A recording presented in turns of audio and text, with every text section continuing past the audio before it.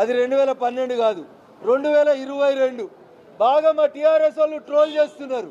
2012లో ధర్మేంద్ర ప్రధాన్ ఉత్తరం రాసిండంట, అయ్యా కేటీఆర్, ప్రైవేట్ ఏజెంట్లతో గిది కాదు, నీకు సంస్కారం ఉంటే నేను ధర్మేంద్ర ప్రధాన్ లెటర్ని ఇస్తున్నా మా మీడియా మిత్రులకి. ఇది కేంద్ర మంత్రి ధర్మేంద్ర ప్రధాన్ 2022లో జర కోన్ కే సునో, బావమరుదులు ఇద్దరు కూడా జర మంచిగా చూడుర్రి. మీ నాయనకి ఉత్తరం కేంద్ర ప్రభుత్వం హెచ్సియు భూముల్ని రక్షించమని 2022లో రాసింది. ఏం చేసిరు? 23 దాకా ఉన్నారు కదా, ఎందుకు భూమిని ఎలిమినేట్ చేయలేదు?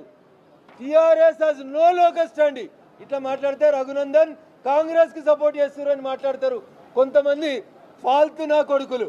అరే ఫాల్తు నా కొడుకులారా, ఈ భూములకి ధర్మేంద్ర ప్రధాన్ దగ్గరకు పోయి కంప్లైంట్ ఇచ్చినాం, మా ఎంపీలం ఇచ్చినాం. ఈ భూములను కాపాడమని భూపేందర్ యాదవ్ పర్యావరణ మంత్రి దగ్గరికి మేం పోయినాం. కొజ్జాగాల లెక్క కాగితాలు పట్టుకొని వచ్చి మీడియా ముందుకు వచ్చి మేం కాపాడమంటున్నాం, మేం కాపాడుతున్నాం.